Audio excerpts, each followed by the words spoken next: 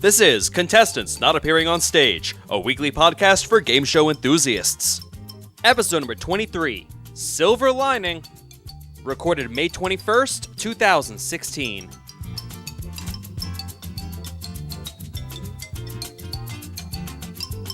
Hello, and welcome to another exciting episode of Contestants Not Appearing on Stage.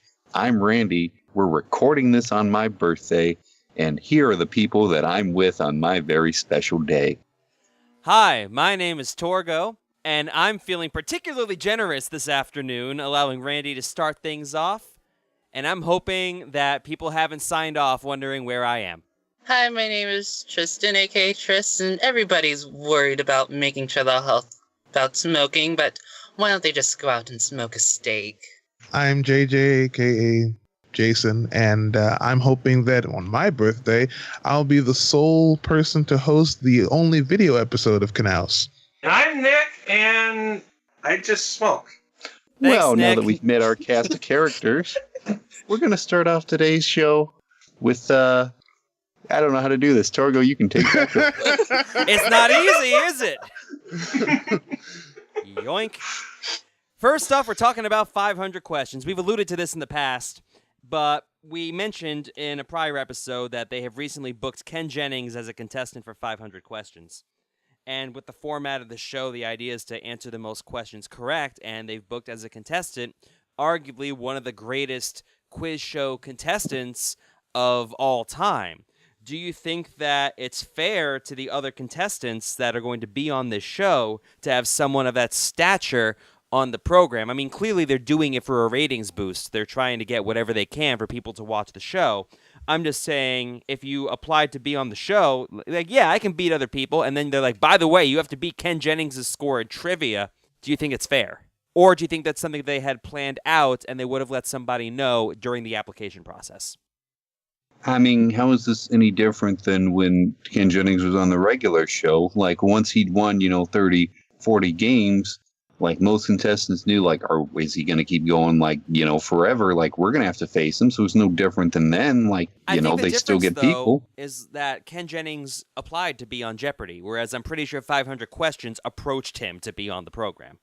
Possibly, but we don't know that for sure, and they weren't going to reject Ken Jennings because, obviously he's qualified. Wasn't it like last season? It was just like you had the main person playing, and then you had like the challenger who just occasionally came into the question. It's not like they're really competing against each other. It's just more, are you going to catch him when he's on his off game? I think it's fine because this is a trivia competition that's supposed to be hard, and nothing says hard like, beating Ken Jennings or trying to beat Ken Jennings. And hey, I mean, somebody out there can do it.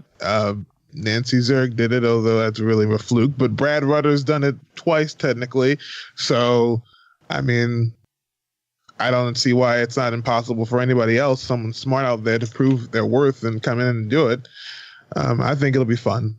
But what I guess Ken Jennings is not like unbeatable, like you just kind of said, but like he's even not against other people. Like, he's been on even other game shows and, not won. He's been on a Millionaire. He didn't win the $1 million. There are things he doesn't know. Like, it's just a matter of the questions. I think part of his run on Jeopardy was because after, 20 games or whatever, you get that buzzer down, and that's the whole, not the whole part of Jeopardy. You have to be smart too. But once you get that buzzer down, he would buzz in and then start and think about the question a little bit so you have extra time. So he had that buzzer down, whereas 500 questions doesn't have the buzzer element.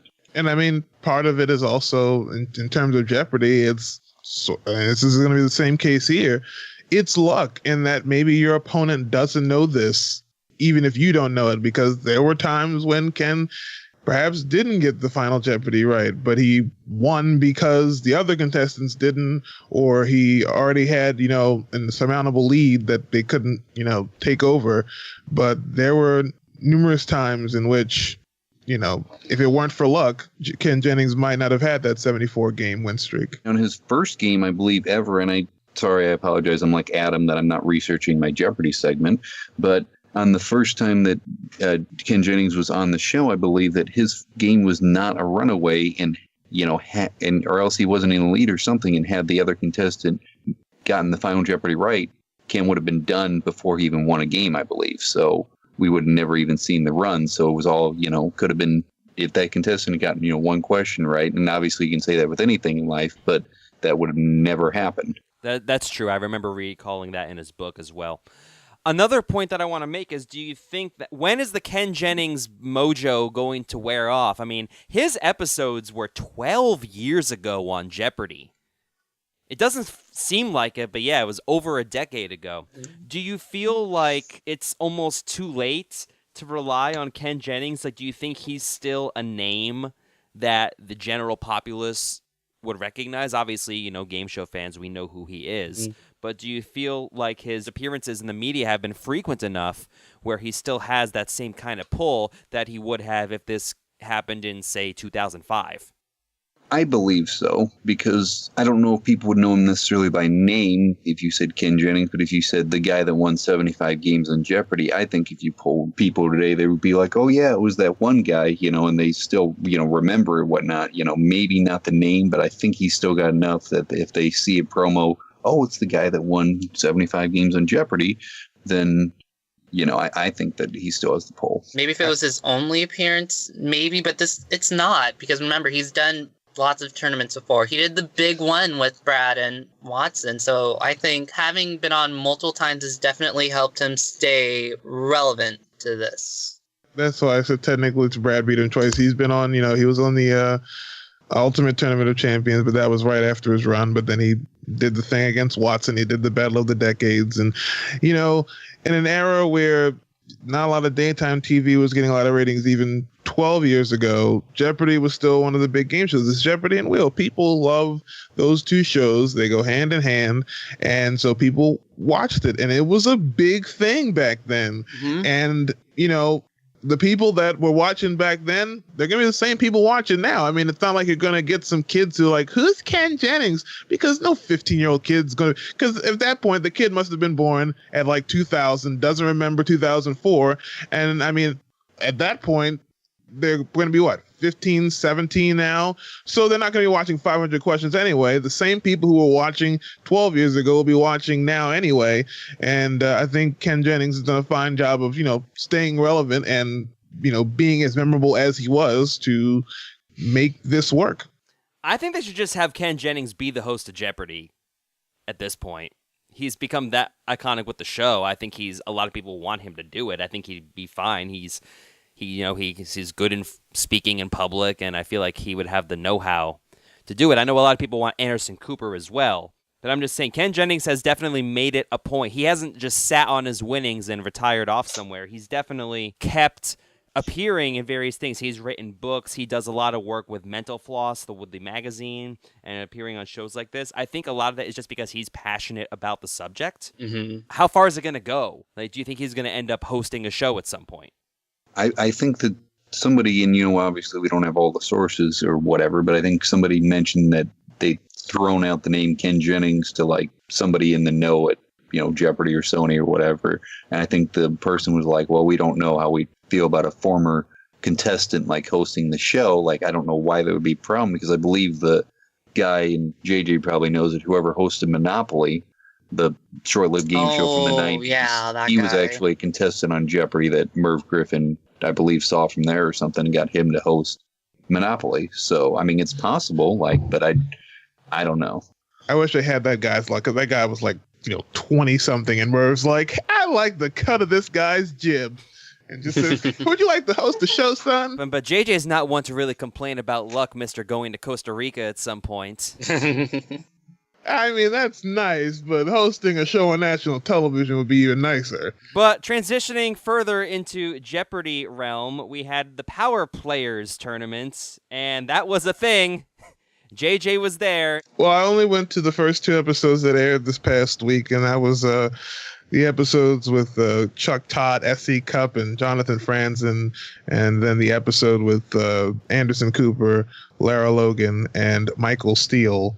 I'm not going to explain who all those people are. We have Google for a reason. It went pretty well. There was a holdup in the line outside for some reason, and it began pouring down rain, and we were stuck outside for 20 minutes. So when we got inside, we were soaking wet.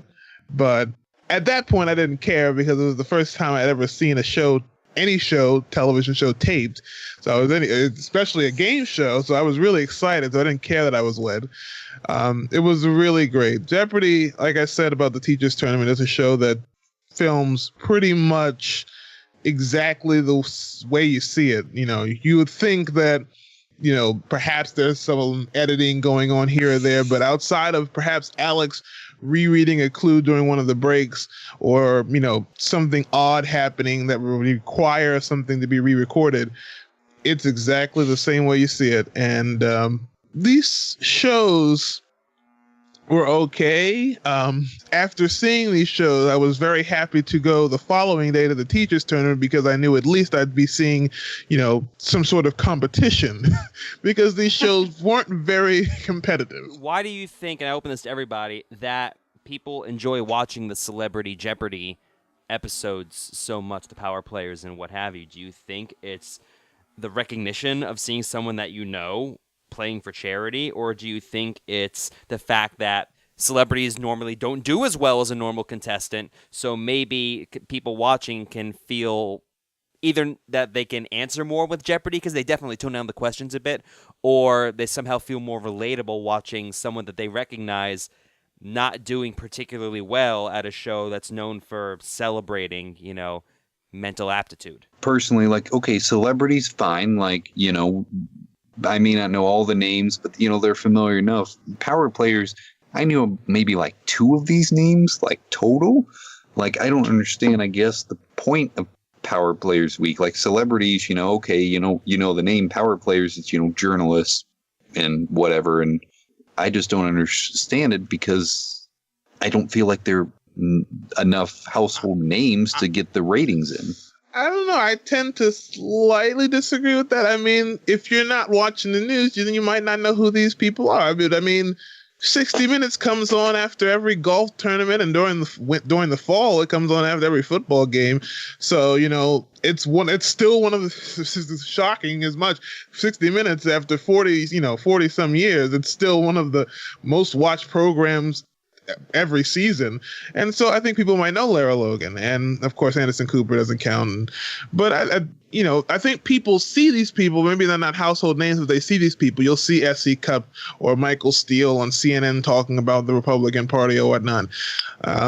So I think you do see these people, but I don't know. I think it just sets it out for you. They've done these Power Player Weeks before, and you know, I think it's clear that you're going to see people that you don't normally think about. But hey, these people are, you know, bigwigs in Washington or the world of politics. Well, but on that note, I don't understand if they were just reaching because they didn't have enough people, but like Louis C.K. and I don't remember his name, but the creator of Mad Men or whatever, I don't understand why they're in Power Players Week. You know, Louis C.K., I think we've established that before. They've had, you know, just a regular celebrity in Power Players, and maybe that's because they comment on politics in some way or form. I don't know. As for the creator of Mad Men, it's a critically acclaimed television show. I mean, I wouldn't be surprised if they, you know, got the person who created House of Cards, because that makes more sense. But, you know, a critically acclaimed television show with smart writing, that clearly makes you a power player. Maybe they also went for name recognition as well. It's because, like Randy said, if you don't recognize a lot of the names that are on Jeopardy, you're probably not going to watch. So maybe having one of the 3 contestants be, you know, more recognizable to the public eye will have people, they're going to root for that person, but they don't care who you root for as long as the eyeballs are watching and the TVs are tuned in and those Nielsen ratings garner themselves. That's what they care about. So I think that's why they do it, just to have at least one person more recognizable to the vast audience of people. I guess it comes down to what's the definition of a power player, either to you or to Jeopardy. Like, I don't know, like, I thought they were considering power players like people in high power, like in like Washington, or either like, you know, power like journalists or whatnot. So I could totally see Barack Obama on Jeopardy once he gets done with his second term. I could see it. Why don't we see George W. Bush versus Clinton versus Obama? Get Carter in there. That game would probably be much better than the game with Anderson Cooper, Lara Logan, and Michael Steele. JJ, do you have any, like, comments versus, you know, the games? Like, was there anything, you know, we didn't see, kind of? Like, they edit a lot out, or... These two shows, they edited nothing out. I think they re-recorded a few clues, and then that's it. What you saw was what I saw. I'll say that I saw the rehearsal game for the second show of the week, the Anderson Cooper Steele Logan show, and the rehearsal game was even crazier than the game that you ended up seeing because they were just all over the place. Lara didn't know how to buzz in. Michael Steele just didn't buzz in. Everybody the audience was just, crazy with how bad everybody was. It was quite the interesting rehearsal game. Jimmy had a hard time keeping everything together. I guess that comes back to Torgo's point of like why are they doing these shows? Like, because everything I see, on social media or whatnot, everybody hates these shows. They're like, oh my gosh, the celebrities are horrible. Like, why are these people here? Like, and I guess, is that the point of it? People love to hate watch. It's a thing. That's the thing. People love to watch even then they know it's going to be bad. Which I guess I get because I hate Power Players Week like that, but I watched every show. So, I mean, also in the end, it's still Jeopardy, and I mean, they're still playing the game, even if they're not playing it as well as we'd like. So, do you have any comments moving a little bit forward from the Power Players? Do you have any comments on the teachers tournament that you saw? Oh, that was fantastic. I was very happy to see a number of things that I did not get to see during Power Players Week. Like, I got to see someone run a category, so I was very happy that I could applaud for seeing someone run a category. I got to see, an amazing comeback. I got to see a very close game. I got to see someone make a very dumb decision. I got to see a nice mix of things in Teachers Tournament. They all played really well. And congratulations to the person who won it, which we said at the end of last week's episode. This is true, which means that JJ doesn't remember the person's name.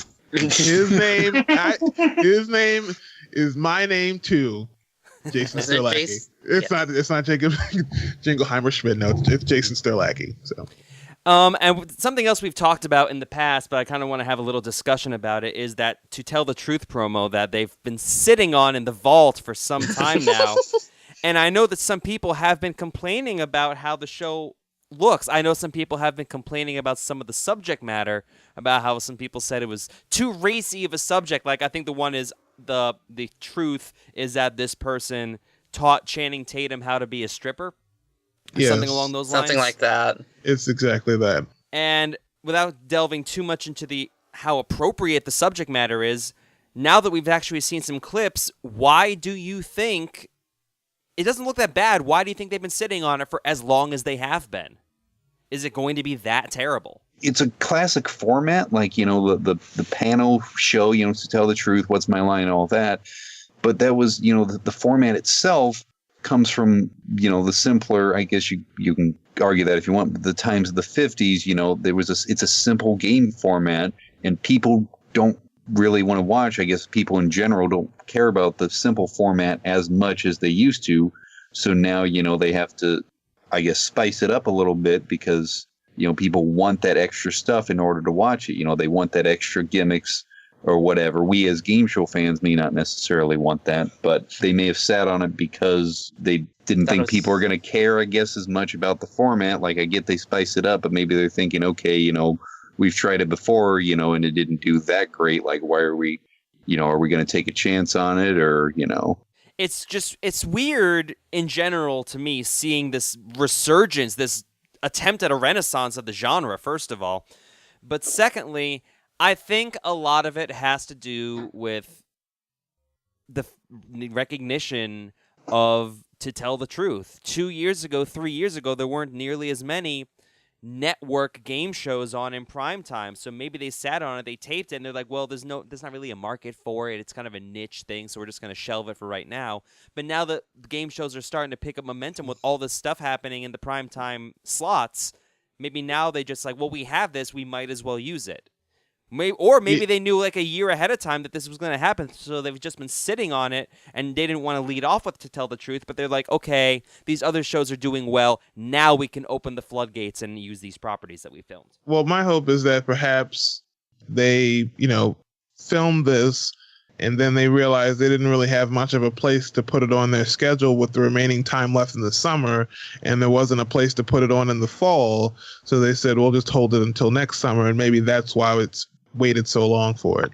But at the same time, it's not airing the same night. Like, it's not on Sunday nights with the rest of the game shows. It's on Tuesday. So they're not even trying to put it with the rest of them. They're putting it separately. So I don't know why that is then. Definitely doesn't feel like they have much faith for it because, they taped it like all the way back, last July? And they haven't, it looks like they've been sitting on it because they didn't put it on during winter, and now it's just getting thrown like late Tuesday night, like 10 o'clock, not even like a primetime slot. So it seems like they're worried about something with this format as well. Well, I guess we'll just have to wait and see when it airs and see just what the concern is. By the way, though, for the people that are worried about it being too raunchy, I'm not worried about it being too raunchy. I'm sorry, this is 2016, and someone teaching someone being the person who taught Channing Tatum how to strip is not a big deal. I told someone this. Channing Tatum used to strip. Everyone knows this. It should be common knowledge. He made 2 movies based off of that fact, and he's promoted them on everything from Good Morning America to the Tonight Show. So it shouldn't be a shock to see someone talk about teaching him how to strip. It's not a raunchy thing. Have you seen the movies, JJ? I have not seen them in their entirety. I've seen like pieces when I'm channel surfing. What are they on, QVC or something? No, they're on HBO, and I'm channel surfing, and I'm like, oh, look, Manager Mike is on, and then I just keep going. That's fair. Really quick, something that we just found out a couple days ago is we're going to delve, obviously, more into the prices right next week because the Monday, Tuesday, and Wednesday will be the nighttime specials. But we got a glimpse in a clip of Plinko being shown this week, and what some people noticed right away is that the distributions of Plinko are different for this nighttime special. Instead of being $100, $500, and $1,000, the slots from the outside in, they are now $500, $1,000, and $2,500. The main question on everyone's mind is, are these denominations going to stick? And do you think they are good denominations to have for Plinko instead of what we had prior? Because the odds of winning the $50,000 are still nigh impossible, but it's the exact same. You need to hit the center slot 5 times.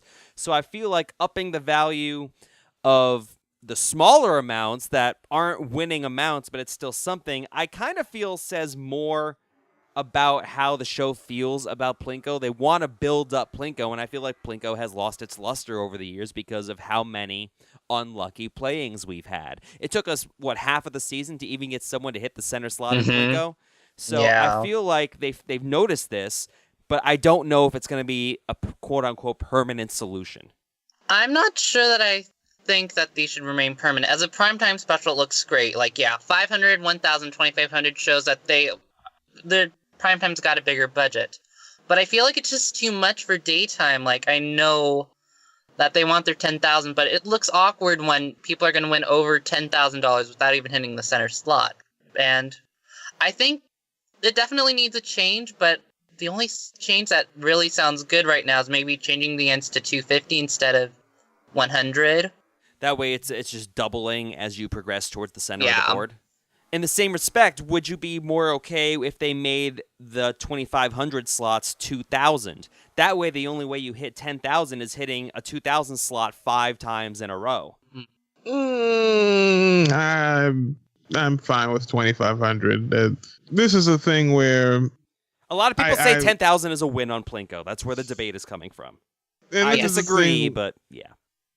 I mean, then this is a thing where people, the only way to win 10,000 previously was by hitting the center slot. And a lot of people included with that 10,000 as a win would also say a center slot hit. So, I think the same would apply for those people anyway, regardless of whether or not someone can get $10,000. And listen, zeros are still on the board. So, let's just say it's still very possible for someone to not earn $10,000 the hard way. Wasn't I guess I don't want to understand is this has happened before when it was 25,000. If you hit the 1,000 slot 5 times, it'd be $5,000. Yes, 5 slots in a row is really difficult to get, but you don't need to hit it 5 times in a row with that type. You just get 4 2,500 slots, and boom, you have $10,000. But this has come up before. It was $5,000 back then. Like would have been if we consider that a win back then, and you hit 1,000 5 times, and there are 2 of those numbers, so it's easier to do than hitting 5 in the middle. Like what would 5,000 have been a win back then if you'd hit 1,000 each time? That's true, but what year did the transition in Plinko happen from $5,000 center slot to $10,000 center slot? It was like the late 90s at some point, right? Yeah, like 98. Yeah. $5,000 in 1997, I felt, goes a lot further than $10,000 does in 2016. Mm-hmm. I mean, yeah, I'm not sure. That's based on, conjecture. I'm not sure what the exchange rates were for 20 years ago to now. But I feel like $50,000 Plinko, $50,000 is not what it used to be, especially when you have games on the show that offer $100,000. When Plinko first started out, it was $25,000, and that was the big cash game alongside. Actually, no, Punch Bunch was $10,000 back then too. So yeah, Plinko was the big cash game, and I think Pay the Rent, for better or for worse, has taken away some of the shine away from Plinko because it's not the largest amount on the board. I feel like the show kind of wants people to like Plinko more, if that makes any sort of sense. I feel like they're kind of, polishing Plinko and trying to be like, no, look, Plinko, you're supposed to love Plinko. Here are some more. We're going to throw more money at Plinko. I mean, yeah, it's silly, but it is their baby, even though it wasn't around the first, 11 years of the new Price is Right. I mean, listen, people still love Plinko. Make no mistake about that. They're not giving you. If you ask people, what do you like more, Plinko or Pay the Rent? People are gonna go like, Pay the what? Like, there's not a lot of people. I mean, yeah, that one girl who was, Bob's only contestant on April Fool's Day, she wanted to play Pay the Rent. But so many people love Plinko, and the show played it so much back in the 90s and even nowadays to, placate the folks who love it. Because, I mean, if you're going to get ratings, you might as well go for them. That a lot of people on game show fan sites are sick of. Game show fans are sick of Plinko because it's been played so much. But the general public still loves that game. It's probably the favorite game of everybody. What do you think of the Plinko distribution, and do you think it will be permanent? Obviously, I say it all the time, but, leave a comment. Let us know what you think. That just about wraps up this episode of Contestants Not Appearing on Stage. Do we have any odds and ends before we go ahead and close the episode? I know one real quick. We should mention that Who Wants to Be a Millionaire is moving to Las Vegas. There isn't really much to discuss about that. It's happening. I mean, you could debate why. I know JJ, prior to recording, had mentioned that it's to placate the schedule of Chris, who's hosting the show. But I feel like they're still going to have that whole tape. They're probably going to tape all the episodes like in the summer, so that argument still feels a little weird. I mean, they do, but I mean, it's just, again, I mean, it's easier for him to, drive, I forgot how long it is, like 3 hours from Los Angeles, or at least fly an hour from Los Angeles to Las Vegas than it is for him to take a 5-hour flight across the country. So that way he can just simply come from the Bachelor or Bachelorette set and just come and tape Millionaire anyway. That's true, but I feel like Millionaire is just a show that is inherently New York. I recall like the skyline images when it first came out of having Regis there and having the Empire State Building and the lights and everything. I mean, granted, Millionaire is definitely not the same show it was when it started 17, 18 years ago. I'll say it's not the same thing, and they aren't in New York anymore right now, so right. They're in Connecticut, so I know that Randy did want to talk about Wheel rather quickly if he wants to. Oh, I've got a lot to say about Wheel, so I will do the condensed version of Wheel. Just real quick, I was just going to mention that they did their Wheel salutes the various city shows the past 3 weeks. The great American cities. Seattle, Philadelphia, and Denver. I hated it. I just have to, like I said, I'm going to just make it real quick because, I know we're short on time, but I don't understand it. Like, I get the point is that Sony doesn't have a lot of money because of various issues or whatever have you, but it came off as cheap to me. Like, they're like, hey, we have all the contestants from these various cities. Hey, like, we're having puzzles from these various cities. Hey, we're showing shots of Pat and Vanna in these various cities, but we're not actually going to go there because we don't have enough money. And I'm just like, I don't get it, I guess. Like, what? Like, it does just seem really cheap. Yeah. Like, we're going to put on a road show from Los Angeles. It seems disingenuous. It's like if you had a high school reunion or something, you know, in Los Angeles instead of where you actually went to school. And, you know, I'm sorry. I also really hated that they lumped them all together. They could have spread them out across the season. I hate that they said, okay, we're just going to do them back to back to back. I mean, they've like- done it before, like during, like, even back, 10 years ago, I know they've had, like, San Francisco, like, Wheel salutes San Francisco, Wheel loves New York. I know they did a Canada week. I know they've done it before, but this one just came off, like, extra cheap to me. I don't know if it's because all the contestants were there or if it was because they were all back to back, but it came off like, and maybe it's because we didn't have the road show that's why, like, they're essentially saying this is to fill that gap. And I'm just kind of like, why? Like, I guess, Sony, they had money to take Jeopardy to DC, like, and like, maybe that's because this is the Power Players time. So they do that every 4 years. But like this, I believe they said is the first road show since in almost 30 years, I think. 25 years or something that we haven't taken Wheel on the road. Like, no, they used to. And so that's one of the things I loved about Wheel is that they would always go somewhere. In the 90s, they went to so many places and so many unique and fun places. I'll always remember when they did shows from an aircraft carrier. Yeah, they used to do things, and now, I mean, I can't say. I don't know how money works. I don't know how corporations work. It's just really disappointing, though, to see Wheel of Fortune just stick in Los Angeles this entire time on this bland, dark, black floor set. And I guess that's the whole thing. Like, I just feel like Wheel in general, like you're saying, like, not even just that, but other things, Wheel's kind of becoming, like, stale, I guess. Like, they're just kind of stuck in their roots, and maybe a little bit of its money, but like even like Jeopardy you can't do that much with because it's a very strict format, go down the clues and whatever. But even Jeopardy tries to have like fun with like the category names and whatnot and stuff like that. Jeopardy does what they can. Wheel, I feel like they can have their cutesy before and after puzzles, but I feel like in general, like, Wheel of Fortune has just become very stale. It's not even just the category names. Jeopardy has celebrity contestants. We just talked about this in this episode, and Wheel of Fortune has not had a celebrity episode. Not a single celebrity episode. Not a celebrity episode with a contestant. They haven't had one in 6, 7, 8 years. Like, what's the deal with celebrity episodes? Apparently, there was supposed to be one special April Fool's Day celebrity episode a couple of years ago that didn't happen. But I'm like, come on. Yeah. Is there a problem with celebrities on Wheel of Fortune?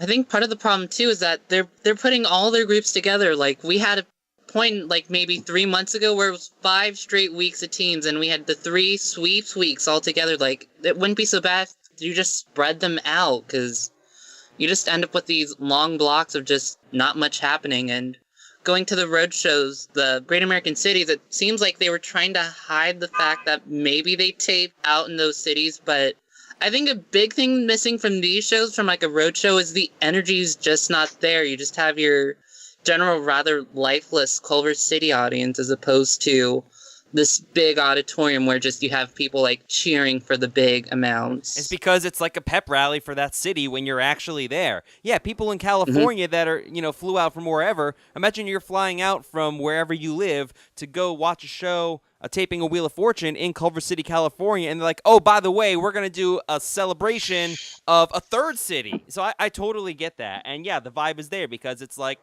I said, it's a pep rally. It's like when if they filmed in Denver, all the Denver people will be like, yeah, this is our city, and, city pride and everything. And that's just something that's going to be lost when you don't have it there. And electric energy of a crowd absolutely comes across on camera.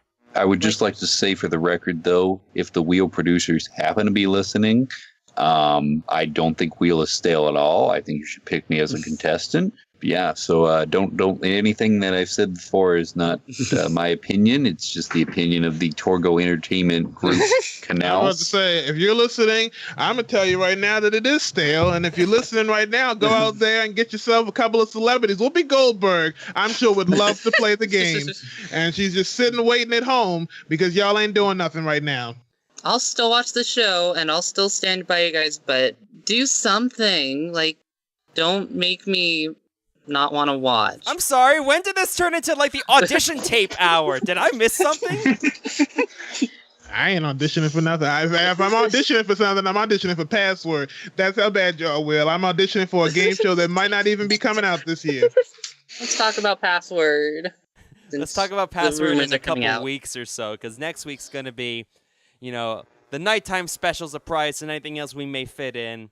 But we have a whole bunch of stuff that pretty much covers everything we wanted to talk about. So thank you for listening to this episode of Contestants Not Appearing on Stage. On behalf of everyone else, my name is Torgo. Thanks for listening. We will see you next time. Until then, happy birthday, Randy. Hey, Randy. Take care of yourselves. Good night.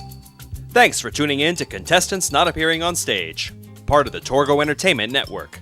For more episodes of Contestants Not Appearing on Stage, check us out on YouTube or online at CNAOScast.net.